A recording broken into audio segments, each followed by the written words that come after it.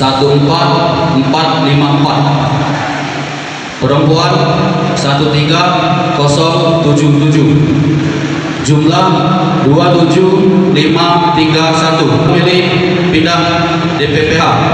Laki-laki 0, laki-laki 8, perempuan 5, jumlah 13.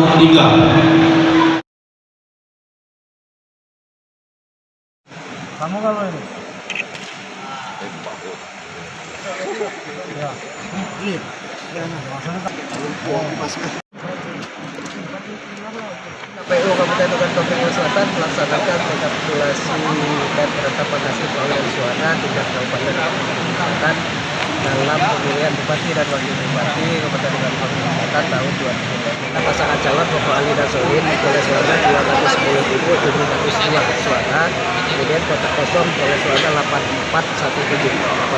Tingkat partisipasi pemilih di Kabupaten Toraja Selatan alhamdulillah cukup tinggi, menunjukkan bahwa antusiasme masyarakat dalam mensukseskan pilihan seperti ini. Kita berada di angka 85,6%.